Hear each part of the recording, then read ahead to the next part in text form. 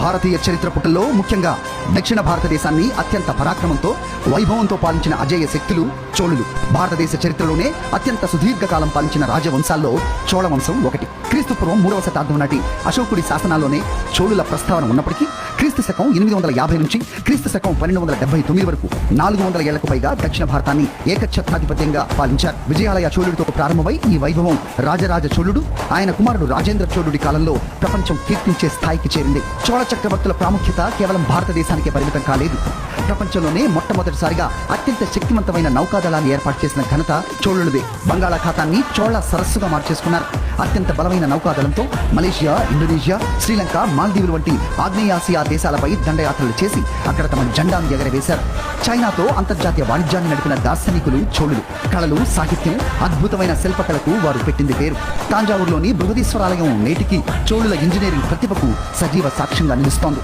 చరిత్రలో మనకు బ్రిటిషర్ల గురించే ఎక్కువగా తెలుసు. కానీ బ్రిటిషర్ల కంటే ముందే 1605లోనే Netherlands Dutch East India company ద్వారా భారతదేశానికి వచ్చారు. ముఖ్యంగా తమిళనాడు, ఆంధ్ర తీరాలైన పళవేర్కాడు, పులికాట్, నాగపట్నంలను తమ వర్తక కేంద్రాలుగా మార్చుకున్నారు. అయితే ఆ తర్వాత వచ్చిన బ్రిటిషర్ల మిలిటరీ, రాజకీయ వ్యూహాలను తట్టుకోలేక వారితో జరిగిన యుద్ధాల్లో ఓడిపోయి డచ్ వారు ఇండోనేషియా వైపు వెళ్ళిపోయారు. కానీ వారు ఇక్కడ ఉన్న సమయంలోనే మన దేశానికి సంబంధించిన ఎన్నో చారిత్రక ఆధారాలు వారి చేతికి చిక్కాయి. మరి చోళ చక్రవర్తి తన కుమారుడికి రాసిచ్చిన అత్యంత కీలకమైన ఆ రాగి శాసనాలు, నాణ్యాలు డచ్ వారికి ఎలా దొరికాయి? చోళుల ప్రధాన కేంద్రమైన నాగపట్నం ప్రాంతం డచ్ వారి ఆధీనంలో ఉన్నప్పుడు అక్కడ స్థానిక బౌద్ధ విహారాలు, ఆలయాల తవ్వకాలు, స్థానిక పాలకుల ద్వారా ఈ చారిత్రక సంపద డచ్ ఈస్ట్ ఇండియా కంపెనీ అధికారుల చేతికి చిక్కింది. ఒక చోళరాజు తన వారసుడికి భూములు, అధికారాలు బదిలీ చేస్తూ రాసిచ్చిన అత్యంత అరుదైన పత్రాలు కావడంతో వీటి చారిత్రక విలువను గుర్తించిన డచ్ అధికారులు వీటిని తమ దేశమైన నెదర్లాండ్స్ కు తరలించారు. నెదర్లాండ్స్ కు చేరుకున్న ఈ చోళుల తామ్ర పత్రాలు అక్కడి ప్రసిద్ధ లీడెన్ యూనివర్సిటీకి చేరాయి. 1575లో ఏర్పాటైన ఈ యూనివర్సిటీ ప్రపంచంలోనే ప్రాచీన చరిత్రను భద్రపరచడంలో అత్యంత ప్రతిష్టాత్మకమైంది. భారతదేశంలో పాలకులు మారినా, యుద్ధాలు జరిగినా ఈ పత్రాలు ధ్వంసమయ్యే ప్రమాదం ఉండేది.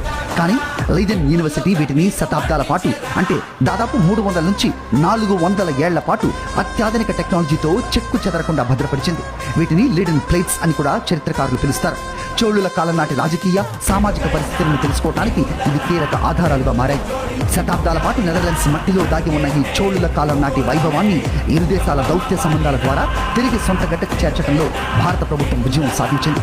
నెదర్లాండ్స్ పర్యటనలో భాగంగా అధికారిక దౌత్య వేదికపై ఆ దేశ ప్రతినిధులు ఈ అమూల్యమైన తామ్ర పత్రాలను, బంగారు నాణ్యాలను భారత ప్రధానికి అత్యంత గౌరవపూర్వకంగా అందజేశారు. నేను మీ రైతు బిడ్డ 365 డేస్ ఛానల్ విలేకరి. మరిన్ని అప్డేట్స్ కోసం ఇప్పుడే సబ్స్క్రైబ్ చేసి సపోర్ట్ చేయండి.